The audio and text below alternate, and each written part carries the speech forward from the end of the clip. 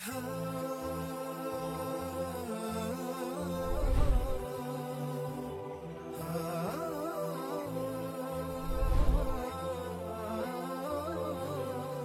اللہ اولہ و آخرہ. ہمارا جو اس تاسیسی اجلاس کا اگلا موضوع ہے، شیڈیول آپ حضرات کے پاس جو موجود ہے بکلیٹ کی شکل میں، اس میں یہ عنوان درج ہے: منہج انقلاب نبوی صلی اللہ علیہ وآلہ وسلم.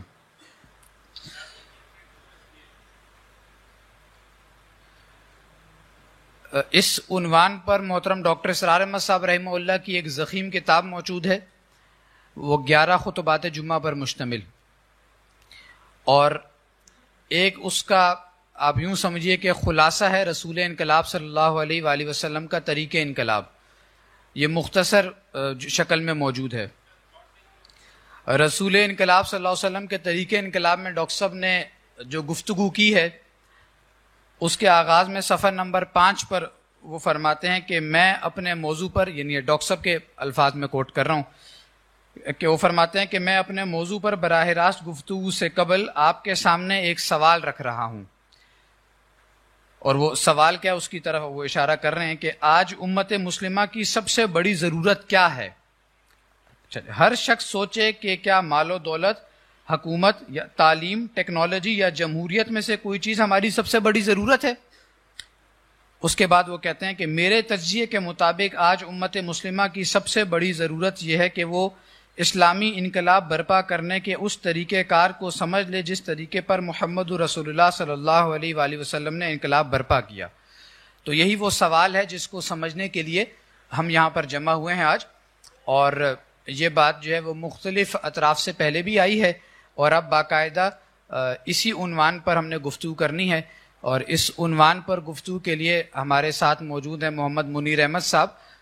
جو منیر صاحب کا تعارف یہ ہے کہ ڈاکٹر اسرار احمد صاحب رحمہ اللہ کے بڑے قریبی ساتھیوں میں رہے، اور جن تنظیم اسلامی کے حوالے سے جن نتائج تک خالد عباسی صاحب پہنچ چکے تھے، تو کم و بیش وہی رائے منیر صاحب کی بھی تھی. اور جب ان سے رابطہ ہوا تو معلوم ہوا کہ ایک ہی نتیجے پر دونوں حضرات پہنچ چکے ہیں. اب مزید یہ کہ منیر صاحب کی شخصیت جو ہے وہ انہوں نے بہاولپور اور بہاول نگر میں بہت کام کیا ہے. آپ یوں سمجھیے کہ ایک فرد واحد نے وہ پورا حلقہ بنایا تنظیم اسلامی کا، وہ حلقہ بنا جو انڈیپینڈنٹ ایک حلقہ اس وقت موجود ہے. تو اس اعتبار سے بڑی قربانیاں ہیں، بڑی خدمات ہیں اس فکر کے لیے. میں ان کی خدمت میں دستبستہ گزارش کروں گا کہ وہ تشریف لائیں اور منہج انقلاب نبی صلی اللہ علیہ وسلم کے موضوع پر ہم سے اظہار خیال فرمائیں. محترم منیر احمد صاحب.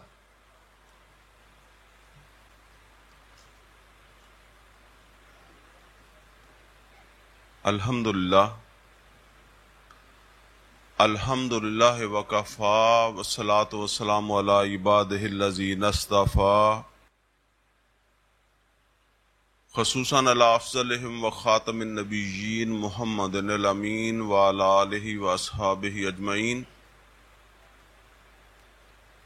قال اللہ عز وجل فی کتابہ الکریم: اعوذ باللہ من الشیطان الرجیم، بسم اللہ الرحمن الرحیم. لقد ارسلنا رسولنا بالبینات وانزلنا معهم الکتاب والمیزان لیقوم الناس بالقسط وانزلنا الحدید فیہ بأس شدید ومنافع للناس ولیعلم اللہ من ینصرہ ورسلہ بالغیب ان اللہ قوی عزیز. وقال تبارک و تعالی: وقل آمنت بما انزل اللہ من کتاب وَأُمِرْتُ لِأَعْدِلَ بَيْنَكُمْ. صدق اللہ العلی العظیم. ربی اشرح لی صدری ویسر لی امری واحلل عقدۃ من لسانی یفقہوا قولی. اللہم ارنا الحق حقا وارزقنا اتباعہ وارنا الباطل باطلا وارزقنا اجتنابہ. آمین یا رب العالمین. عزیز دوستو، الحمدللہ سب ساتھی جو ہیں وہ تحریکی ساتھی ہیں اور اس بات کو جو ہے وہ بخوبی سمجھتے ہیں کہ اس دنیا میں نبی کریم صلی اللہ علیہ وسلم کی آمد کا مقصد دین حق کا غلبہ اللہ رب العزت نے قرآن حکیم کے اندر جو ہے وہ ارشاد فرمایا ہے. ابھی سورہ الحدید کی جو آیت میں نے پڑھی ہے اس میں اللہ رب العزت نے تمام انبیاء جو ہیں ان کے آنے کا مقصد بیان فرمایا ہے. فرمایا لقد ارسلنا رسلنا بالبینات وانزلنا معهم الکتاب والمیزان لیقوم الناس بالقسط. فرمایا کہ یہ بات شک و شبہ سے بالاتر ہے. بے شک لقد ارسلنا رسولنا بالبینات، ہم نے بھیجا اپنے رسولوں کو معجزے دے کر.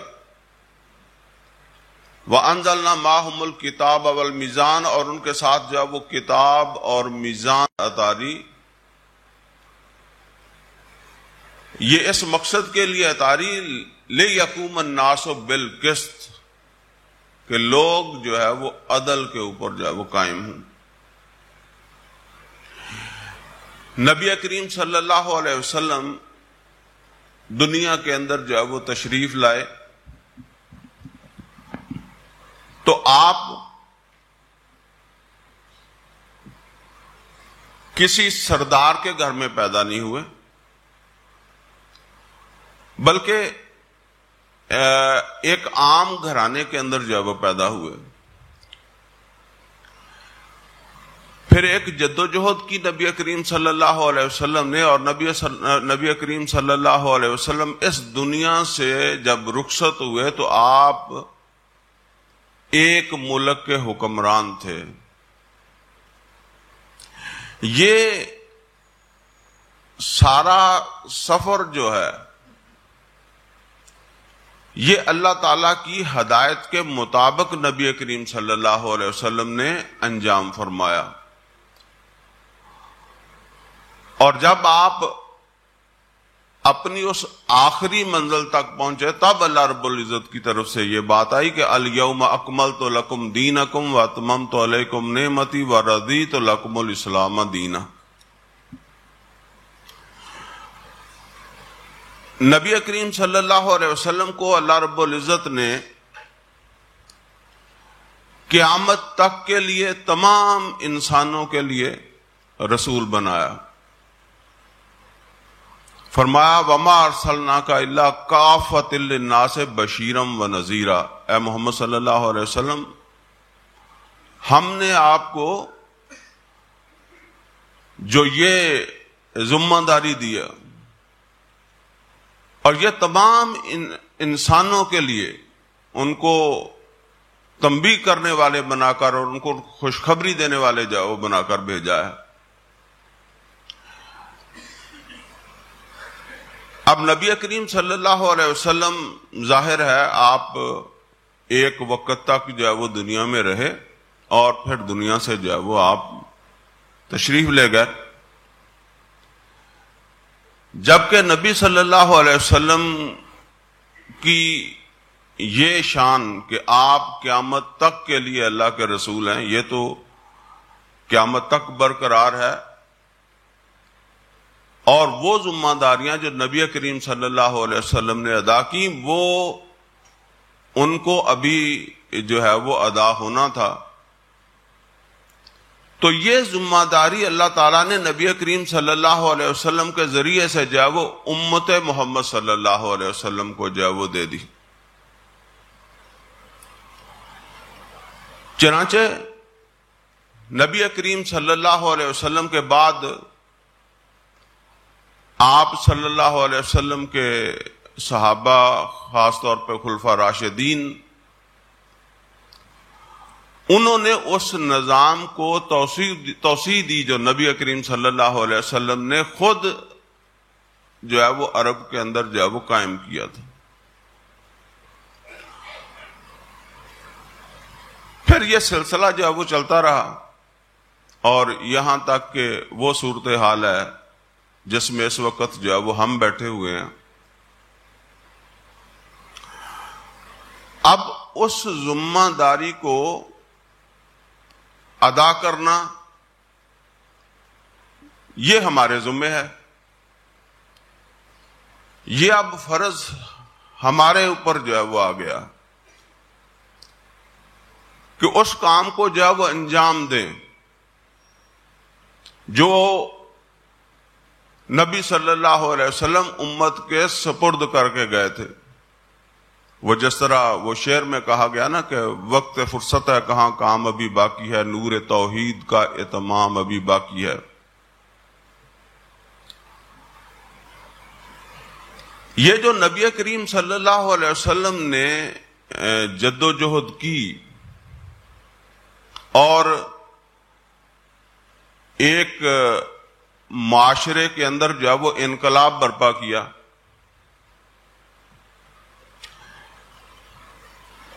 یہ انقلاب ایک ایسے معاشرے کے اندر جو ہے وہ نبی کریم صلی اللہ علیہ وسلم نے برپا فرمایا جہاں آپ سے پہلے کوئی حکومت نہیں تھی، قبائلی معاشرہ تھا. بس ایک مذہب تھا جس کے ذریعے سے جو ہے وہ معاش اور سیاست کو جو ہے وہ کنٹرول کیا جاتا تھا. نبی کریم صلی اللہ علیہ وسلم نے اس خطے میں بسنے والے لوگوں کو نئے عقائد دیے، نئی عبادات دی،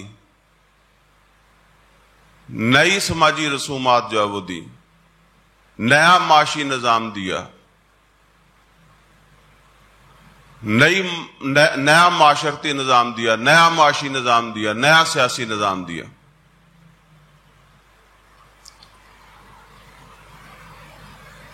اگر ہم یہ کام جو ہے وہ کرنے کا صحیح معنوں میں ارادہ رکھتے ہیں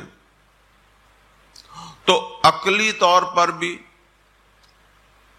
ہمارے لیے جو رہنمائی ہے وہ نبی کریم صلی اللہ علیہ وسلم کی جد و جہد جو ہے وہی ہمارے لیے جو وہ نمونہ ہے.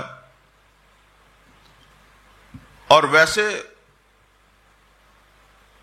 ایک حدیث جو ہے وہ سب ساتھیوں نے سن رکھی ہے. نبی کریم صلی اللہ علیہ وسلم نے ارشاد فرمایا صلو کما رأیتمونی اصلی، نماز پڑھو جیسے مجھے نماز پڑھتا ہوا جو ہے وہ دیکھتے ہو. یہ اس وقت کی بات ہے جب نبی کریم صلی اللہ علیہ وسلم کسی کو جو ہے وہ نماز کے حوالے سے جو ہے وہ تربیت دے رہے تھے. لیکن غزوہ خندق کے موقع پر نبی کریم صلی اللہ علیہ وسلم کے حوالے سے اللہ رب العزت نے غزوہ احزاب کے اندر جو وہ فرمایا لقد کان لکم فی رسول اللہ اسوۃ حسنہ، تمہارے لیے محمد رسول اللہ صلی اللہ علیہ وسلم کی زندگی جو ہے وہ بہترین نمونہ ہے. گویا کہ نبی کریم صلی اللہ علیہ وسلم کی زندگی جو ہے وہ نماز سے شروع ہو کر جہاد تک، یہ جہاد ہو رہا تھا نا غزوہ خندق، تو یہاں تک ایمان والوں کے لیے نمونہ ہے. اور یہ جہاد غلبہ دین کے لیے ہو رہا تھا، نظام عدل و قسط کے قیام کے لیے جب ہو رہا تھا. وہ سورہ حدید کا جو آیت ہے اس کا اگلے حصے میں یہی ہے نا وَأَنزَلْنَا الْحَدِيدَ فِيهِ بَأْسٌ شَدِيدٌ وَمَنَافِعُ لِلنَّاسِ وَلِيَعْلَمَ اللَّهُ مَن يَنصُرُهُ وَرُسُلَهُ بِالْغَيْبِ إِنَّ اللَّهَ قَوِيٌّ عَزِيزٌ. تو عقیدے کے حوالے سے بھی ہمارے لیے جو ماڈل ہیں وہ سیدنا محمد رسول اللہ صلی اللہ علیہ وسلم کی ذات ہے. اور عقلی طور پر بھی جو ہے نا وہ اگر نیت صاف ہے تو ہمارے لیے جو رہنمائی ہے وہ محمد رسول اللہ صلی اللہ علیہ وسلم ہی کی جد و جہد جو ہے اسی سے ہمیں صحیح رہنمائی ملے گی. اس کی وجہ یہ ہے کہ نبی کریم صلی اللہ علیہ وسلم کے علاوہ جو بھی انقلاب دنیا کے اندر جو ہے وہ آئے ہیں وہ جزوی انقلاب ہیں. خواہ وہ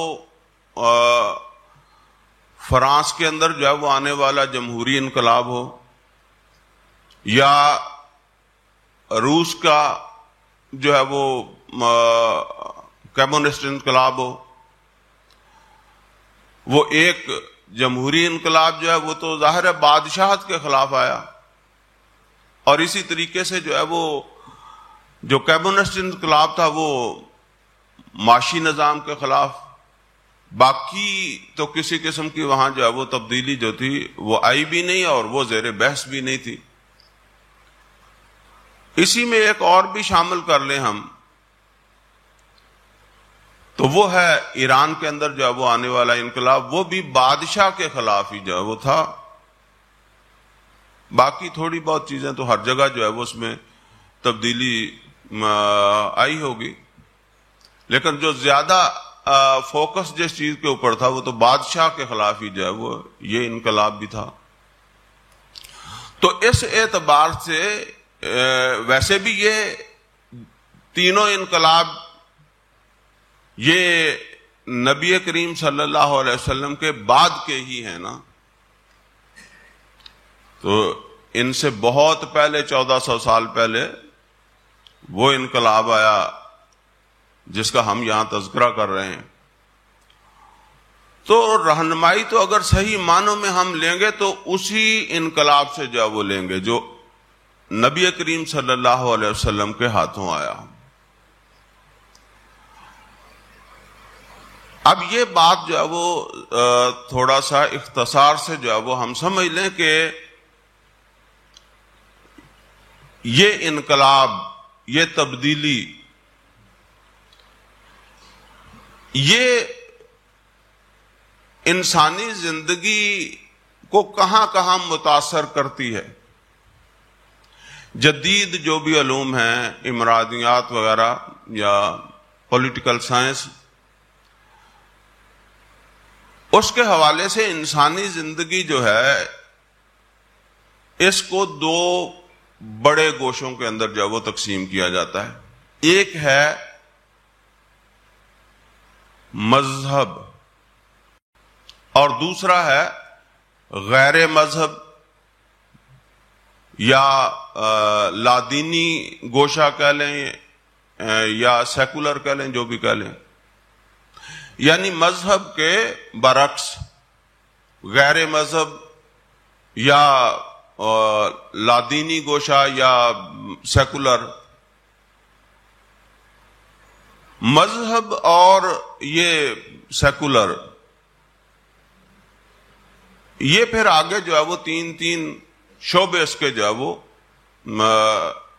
جب بھی کسی ریاست کے اندر جو ہے وہ جہاں نظام قائم ہو وہاں بسنے والے لوگوں کے حوالے سے جو ہے وہ یہ 6 گوشے ہیں جن کو جو ہے وہ تسلیم کیا جاتا ہے. تو اس میں یہ جو مذہبی گوشہ ہے اس میں پہلا شعبہ ہے عقائد کا.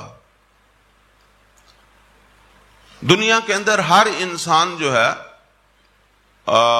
اس کا کوئی نہ کوئی عقیدہ ہے. یہاں تک کہ اگر کوئی اللہ کے وجود کا بھی منکر ہے وہ بھی بہرحال یہ اس کا عقیدہ ہے. کوئی آگ کو پوجنے والا ہے یا کوئی سورج کو پوجنے والا ہے یا بت کو پوجنے والا ہے. تو ہر انسان جو ہے نا کوئی اس کا عقیدہ ہے. پھر عبادات ہیں دوسرا شعبہ. جیسا کسی کا عقیدہ ہے اسی کے مطابق پھر اس کی عبادات ہیں. اور تیسرا شعبہ جو ہے وہ سماجی رسومات کا ہے. زندگی کے اندر جو ہے وہ خوشی غم ہر کسی کو ہوتا ہے، لہذا ہر کوئی خوشی غم جو ہے وہ خواہ کسی کے پیدائش ہو یا کسی کے کوئی جو ہے وہ موت ہو، ہر کسی کا پھر اس میں جو ہے وہ اپنا اپنا ایک طریقہ ہے۔ یہ جو حصہ ہے اس کو کہا جاتا ہے مذہب۔ اب اس کے بعد دوسرا حصہ ہے، اچھا یہاں یہ بھی سمجھ لیں کہ مذہب جو ہے اس کے حوالے سے جو نظریات اس وقت رائج ہیں ان کے مطابق ہر کسی کو آزادی ہے، اسلام میں بھی آزادی ہے، سوائے اس کے کہ اگر کوئی مسلمان جو ہے وہ اپنا منحرف ہوتا ہے تو وہ مرتد ہوگا، اس کو جو بھی مرتد کی سزا ہے وہ لاگو ہو جائے گی۔ باقی تو کوئی سکھ ہندو ہو جائے یا عیسائی ہو جائے یا عیسائی سکھ ہو جائے، ہندو ہو جائے، مسلمان ہو جائے، اس کو کوئی فرق نہیں پڑتا۔ تو یہاں جو ہے نا وہ اسلام بھی تسلیم کرتا ہے کہ اس گوشے میں سب کو آزادی ہے، اور جو رائج الوقت نظریات ہیں ان کے مطابق بھی جو ہے وہ یورپ کے اندر چلے جائیں، امریکہ کے اندر جو ہے وہ چلے جائیں، کوئی مسئلہ نہیں ہے کسی آدمی کو اس حوالے سے۔ اب اس کے بعد جو دوسرا شعبہ جو ہے، دوسرا گوشہ جو ہے، اس میں پہلا شعبہ ہے معاشرتی نظام، کیونکہ معاشرت جو ہے نا وہ مل جل کر رہنے کا نام ہے، اور اس کا آغاز ہوتا ہے میاں بیوی سے، کیونکہ اس زمین کے اوپر معاشرت کا آغاز جو ہے وہ میاں بیوی سے ہوا ہے۔ آدم علیہ الصلوۃ والسلام اور حوا سلام علیہا میں میاں بیوی کا رشتہ تھا۔ تو یہاں سے پھر آگے جتنے بھی مسئلے ہیں آپ بہت اچھے طریقے سے جانتے ہیں۔ ایک مکان بھی آدمی نے بنانا ہو تو اس کے لیے بھی جو نقشہ بنواتے ہیں وہ ادارہ جس نے نقشے کو پاس کرنا وہ آپ سے کہتا ہے کہ ہمسائے سے بھی دستخط اس کے اوپر جا وہ کروائیں کہ آپ کے مکان کی وجہ سے ان کو کوئی پرابلم نہ ہو۔ تو اس کے بعد جو ہے وہ دوسرا شعبہ وہ ہے معاشی نظام۔ معاش بھی ایک ایسی چیز ہے کہ یہ بھی دوسروں کے ساتھ ہی وابستہ ہوتی ہے، دکاندار کی گاہک کے ساتھ وابستہ ہے، مزدور جو ہے اس کی سرمایہ دار کے ساتھ جو ہے وہ وابستہ ہے۔ تو یہ اس طرح جو ہے وہ ایک دوسرے سے ہی ہم کماتے ہیں، ایک دوسرے سے جو ہے وہ نقصان بھی ہوتا ہے اور ایک دوسرے سے فائدہ اٹھاتے ہیں، لہذا یہاں بھی کوئی نہ کوئی قانون ضابطہ ہونا چاہیے۔ اور اس کے بعد تیسرا شعبہ جو ہے وہ ہے سیاسی نظام۔ اب ظاہر بات ہے کہ باقی جتنے بھی 5 شعبے ہیں ان میں اگر کوئی اونچ نیچ ہوتی ہے، کوئی معاملہ جو ہے نا وہ ایسا اٹھتا ہے تو اس کو سدھارنے کے لیے ایک ادارہ ہونا چاہیے، حکومت کا ادارہ، جس کے پاس جو ہے وہ پولیس بھی ہے، فوج بھی ہے، اور بھی بہت کچھ ہے، وہ قانون بناتا بھی ہے، اور اپنے لیے بھی اور باقی شعبوں کے اندر بھی جو ہے وہ معاملات کو درست رکھنے کے لیے۔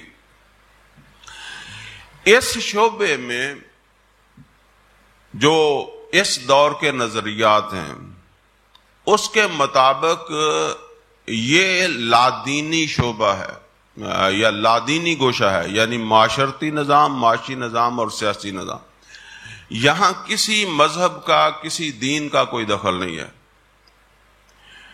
یہاں عام طور پر وہ جو بات چل رہی تھی کہ عوامی حاکمیت، یہ نظریہ جو ہے وہ کار فرما ہے، اور اسی گوشے میں تبدیلی کو انقلاب کہا جاتا ہے۔ یہ 3 گوشے جو ہیں ان کے اندر تبدیلی کو انقلاب کہا جاتا ہے، اور اس سے پہلے جو 3 شعبے مذہب کے ہیں ان کے اندر جو ہے وہ تبدیلی کو انقلاب نہیں مانا جاتا۔ اب یہ جو شعبے ہیں، اگرچہ جیسے میں نے عرض کیا کہ نبی کریم صلی اللہ علیہ وسلم نے تو یہ 6 کے 6 گوشے جو ہے نا ان کے اندر جو ہے وہ انقلاب برپا کیا۔ اب ان جو ہے نا وہ شعبوں کے اندر یہ جو اجتماعی زندگی سے جو ہے وہ متعلق ہے، ظاہر ہے انقلاب جو ہے نا وہ تو تبھی آئے گا اگر کہیں ظلم ہوگا. اگر ظلم نہیں ہے تو لوگ تو انقلاب کے لیے تیار نہیں ہوں گے. اگر ان شعبوں کے اندر معاشرتی نظام، معاشی نظام، سیاسی نظام، یہاں اگر کوئی ظلم ہے تو اس ظلم کو بدلنے کے لیے جو ہے نا انقلاب تو پھر اس کو بدلنے کے لیے ہی ہے. لہذا نبی کریم صلی اللہ علیہ وسلم نے جو جد و جہد فرمائی اس کے بھی 6 بلکہ سمجھ لیں کہ 7 مرحلے ہیں. ان میں سے پہلا نظریے کی اشاعت یا تبلیغ، دعوت جو بھی کہہ لیں اس کو، اور جو بھی لوگ اس نظریے سے متاثر ہوں ان کو منظم کرنا، ان کو جو ہے وہ ایک جماعت کی شکل دینا، ان کی تنظیم جو ہے وہ کرنا. اور تیسرا مرحلہ ہے ان کی تربیت کرنا. اور چوتھا مرحلہ ہے اس وقت تک حوصلے میں رہنا، صبر محض برداشت کرنا جب تک آپ کے پاس وہ وسائل، وہ طاقت نہیں ہو جاتی کہ آپ جو ہے نا وہ اس نظام کو بدلنے کے اپنے آپ کو جو ہے وہ قابل سمجھیں.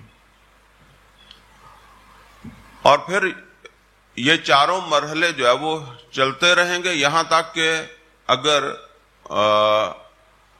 وہ قوت آ گئی ہے، نہیں آئی ہے تو پھر تو چلتے رہیں گے، اگر آ گئی ہے تو پھر اقدام کا مرحلہ آئے گا، اور اقدام کے نتیجے میں پھر جو بھی ہوتا ہے، اگر انقلابی کامیاب ہو جاتے ہیں تو پھر اگلا مرحلہ اس انقلاب کی توسیع کا ہے. تو یہ 7 مرحلے جو ہے نا وہ اس میں آتے ہیں. بس اب تھوڑا تھوڑا اتنا ہی ٹائم ہے، تھوڑا تھوڑا میں ان کے اوپر جاؤں نا گفتگو کر لوں گا تو بات پوری ہو جائے گی. اس میں پہلی چیز جو ہے نا وہ ہے ایمان کی دعوت و تبلیغ. ایمان کی کہہ لیں، توحید کی کہہ لیں، لا الہ الا اللہ کی کہہ لیں، نظریہ کی. نظریہ یہی ہے نا، نظریہ توحید ہے. اس کی دعوت تبلیغ جس وقت نبی کریم صلی اللہ علیہ وسلم تشریف لائے اس وقت جیسے میں نے عرض کیا کہ کوئی حکومت نہیں تھی، کوئی معاشی نظام وہاں نہیں تھا، کوئی معاشرتی نظام اس طرح نہیں تھا، کوئی سیاسی نظام نہیں تھا. وہاں ایک مذہبی نظام تھا. وہ مذہب کے ذریعے سے جو ہے نا وہ ساری چیزوں کو کنٹرول کرتے تھے، معاش کو بھی، سیاست کو بھی. اور اس معاشرے میں جب نبی صلی اللہ علیہ وسلم نے یہ فرمایا یا ایھا الناس قولوا لا الہ الا اللہ تفلحوا، لوگوں کہو لا الہ الا اللہ تم فلاح پا جاؤ گے، تو نبی صلی اللہ علیہ وسلم کی یہ بات ان لوگوں کے لیے انتہائی پریشان کن تھی. اس کی وجہ کیا تھی؟ اس کی وجہ یہ تھی کہ جب نبی صلی اللہ علیہ وسلم یہ فرما رہے تھے کہ اللہ کے علاوہ کوئی الہ سرے سے ہی نہیں ہے، تو اس کا مطلب یہ ہے کہ پھر یہ جو 360 خانہ حرم کے اندر رکھے ہوئے ہیں بت، یہ پھر کیا ہے؟ اس کا مطلب یہ ہے کہ وہ ظلم موقع پر موجود ہے نا. ان الشرک لظلم عظیم، یہ بھی قرآن کریم کے اندر کہا گیا. تو وہ جو ظلم ہو رہا ہے نا لوگوں کو فوراً سمجھ آ رہا ہے، اور جن کے مفادات اس ظلم کے ساتھ، اس ظلم سے جن کو فائدہ پہنچ رہا ہے تو ظاہر ہے وہ تو اسے برداشت نہیں کریں گے، فوراً لوگوں کو سمجھ آ رہی ہے. لیکن آج کے معاشرے میں اگر ہم یہ کہیں لا الہ الا اللہ تو ایک تو ہم ویسے مسلمان ہیں، دوسرا یہاں بت بھی نہیں ہے، کوئی اس طرح کی چیز بھی نہیں ہے. تو وہ ہمارا یہ قول جو ہے نا وہ کسی کے لیے پریشانی کا باعث نہیں بنتا. لہذا جس چیز کو پیش نظر رکھنا ہوگا وہ یہ ہے کہ ہم لا الہ کہیں تو وہ ظلم جو ہے وہ ظالموں کو بھی جو ہے وہ محسوس ہو کہ یہ ہمارے ظلم کی بات کر رہا ہے، اور مظلوموں کو بھی جو ہے وہ سمجھ آ جائے کہ یہ ظلم ہمارے اوپر جو ہے وہ ہو رہا ہے. یہ الہ جو ہے یہ اللہ تعالیٰ کا صفاتی نام ہے نا. وہاں تو جو ظلم ہو رہا تھا وہ الہ کے حوالے سے تھا، لا الہ. اب ان تینوں شعبوں کے اندر، اجتماعی گوشوں کے اندر، اللہ تعالیٰ کی اور بھی صفات ہیں. اللہ تعالیٰ خالق ہے اور سب کا خالق ہے. قرآن کریم کے اندر ارشاد فرمایا یا ایھا الناس اتقوا ربکم الذی خلقکم من نفس واحدہ وخلق منها زوجها وبث منهما رجالا کثیرا ونساء واتقوا اللہ الذی تساءلون بہ والارحام ان اللہ کان علیکم رقیبا. کہ اللہ تعالیٰ جو ہے اس نے تمہیں ایک جو ہے وہ مرد اور ایک عورت سے جو ہے وہ پیدا کیا، ایک جان سے جو ہے وہ تمہیں پیدا کیا، پھر تمہارے جوڑے بنائے. لہذا اللہ تعالیٰ کے نزدیک تو جو ہے وہ کوئی اونچ نیچ نہیں ہے، تم سب برابر ہو. وہ جو نبی کریم صلی اللہ علیہ وسلم کے خطبے میں آتے ہیں الفاظ لا فضل لعربی علی اعجمی ولا لعجمی علی عربی ولا لاحمر علی الاسود ولا لاسود علی الاحمر، یہ اس وقت تو یہ بھی سمجھ آتے تھے، آج یہ بھی سمجھ نہیں آتے. ظاہر ہے اس وقت یہ الفاظ کہے جاتے تھے تو وہاں تو غلام بھی تھا، آقا بھی تھا. یہاں تو وہ بھی نہیں رہا. ہمیں مثال دینی پڑتی ہے کہ شودر اور برہمن کی، جو یہاں ہے نہیں ہمارے معاشرے میں. یہاں سمجھ نہیں آتی لوگوں کو اس بات کی کہ یہ کیا وہ تو مثال ہم دیتے ہیں مسلی اور سید اور چمار کی، یا سید اور مسلی کی. وہ مسلی تو ویسے ختم ہو گیا، زیادہ تر مسلی جو ہے وہ سید ہو گئے. یہ تو مسئلہ ہی ختم ہو گیا. اب یہ بات نہیں سمجھ آتی. یہ اونچ نیچ کون سی ہے جو اس وقت ہے؟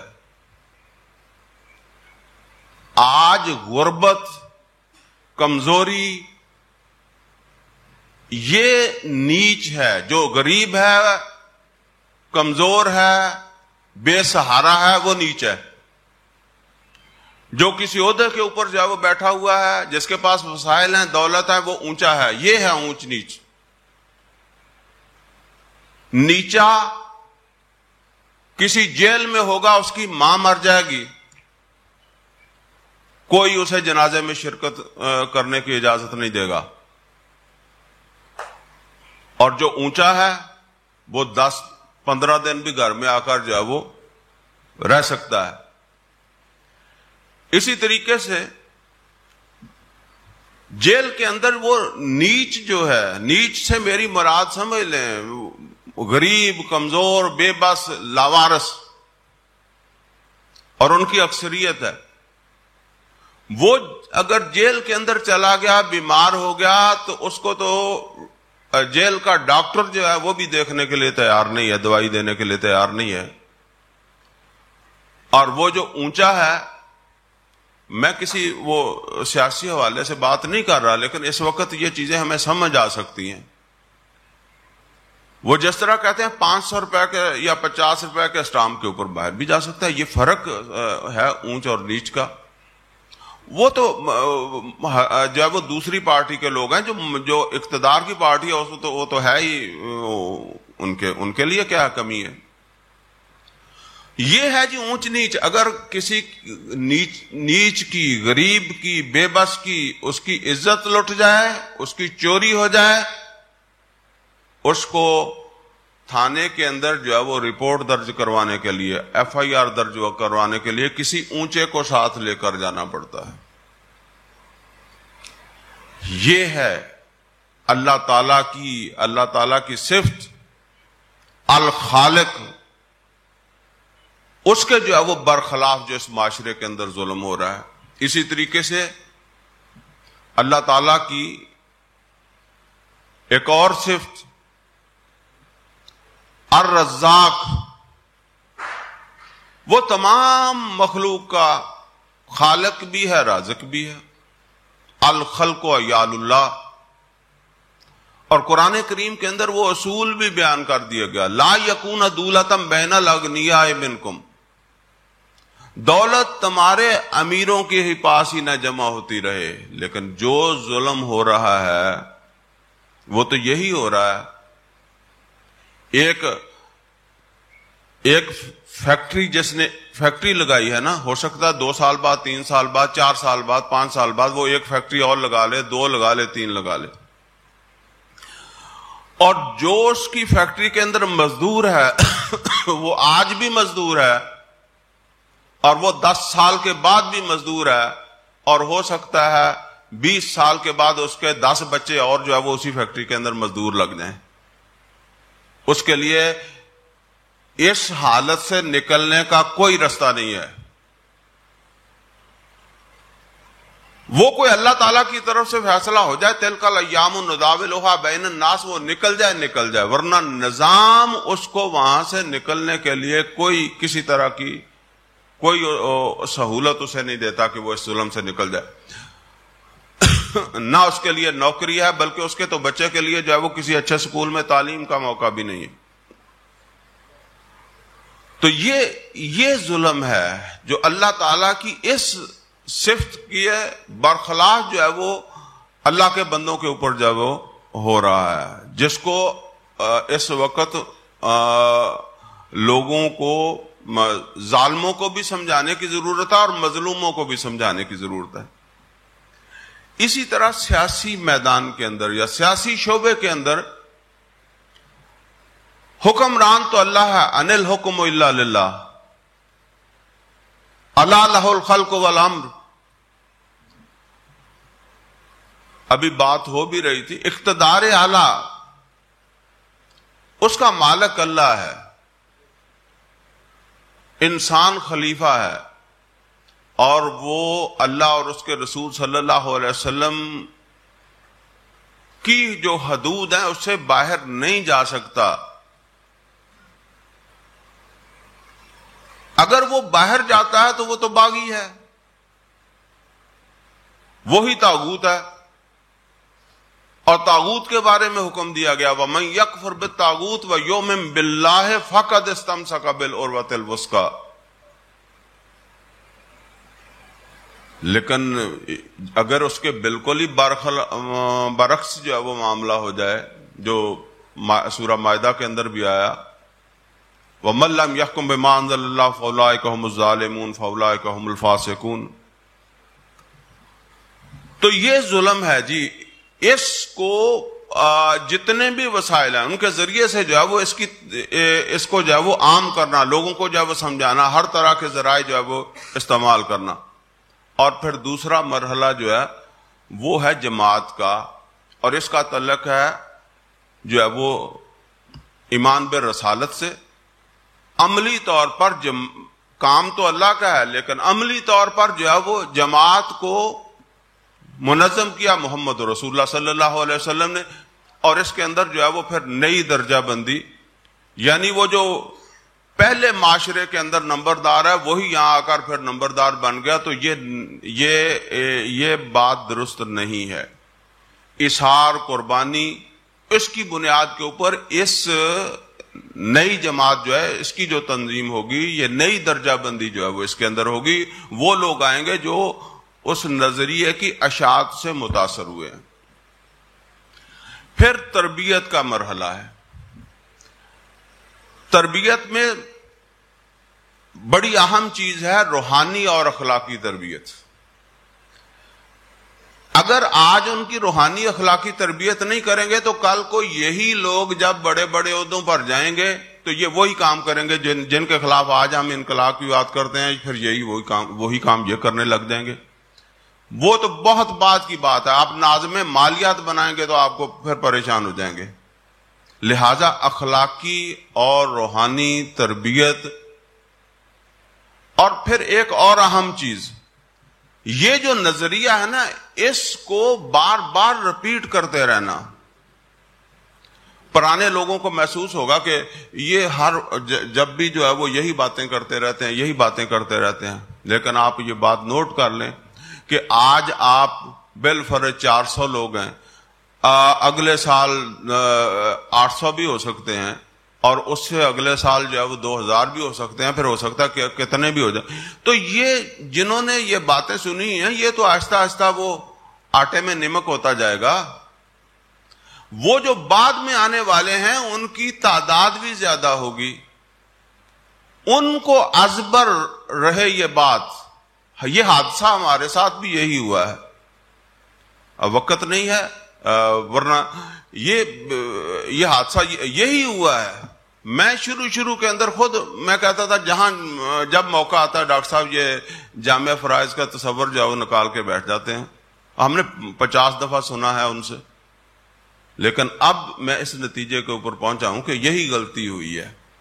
اگرچہ وہ پرانے لوگوں کو محسوس ہوگا کہ یہ چیزیں جو ہے نا وہ خام خواہ بار بار ریپیٹ ہوتی ہیں، لیکن آپ یہ سمجھیں کہ آنے والے لوگ زیادہ ہوتے جائیں گے اور ان کی تربیت اس طرح جو ہے نہیں ہو سکے گی جس طرح پرانے لوگوں کی ہو سکی ہے. لہذا تربیت میں اس کو جو ہے وہ اہمیت دینا، پھر ان کو جان و مال کی قربانی کے لیے جو ہے نا ان کو تیار رکھنا. اور جب تک وہ کیا کہتے ہیں آپ کے پاس وہ قوت نہیں آ جاتی، اس وقت تک ہر طرح کہ ظلم زیادتی برداشت کرنا، تاکہ ہماری دعوت جو ہے نا وہ معاشرے میں زیادہ سے زیادہ لوگوں تک جو ہے وہ پہنچ جائے، کیونکہ اسی معاشرے سے ہمیں قوت ملنی ہے. اور جب وہ قوت مل جائے پھر اس کے لیے جو وہ اقدام کا مرحلہ جو وہ آئے گا. اور وہ پھر آج تو یہ چیزیں جو ہے وہ ہمارے سامنے ہو رہی ہیں. اب تو کوئی احتجاج کا تو یوں سمجھ لیں کہ رواج ہی ہو گیا ہے نا. تو احتجاجی سیاست کوئی ایسی بات نہیں ہے کہ اس کے اوپر جو ہے وہ کوئی میں مزید بات کروں، یہ تو اب روز کا کام ہو گیا. بہرحال اگر اس کے بعد وہ انقلاب جو ہے وہ کامیاب ہو جاتا ہے تو پھر جو صحیح انقلاب ہے وہ اس کی کوئی سرحدیں نہیں ہوتی، وہ پھر اپنی سرحدوں سے باہر جاتا ہے. جس طرح فرانس کا انقلاب گیا جمہوری، یا رشین انقلاب اب تو ختم ہو گیا، یا محمد اور رسول اللہ صلی اللہ علیہ وسلم کا وہ انقلاب جو آدھی سے زیادہ دنیا تک جو وہ پھیل گیا. اس کا آغاز بھی خود نبی کریم صلی اللہ علیہ وسلم نے فرما دیا تھا غزوہ موتا اور غزوہ تبوک کے ذریعے سے. تو یہ وہ چند چیزیں تھیں جو اس وقت کے اندر جو وہ میں آپ کے سامنے جو وہ بیان کر سکا. اقول قولی ھذا واستغفر لی ولکم ولسائر المسلمین والمسلمات.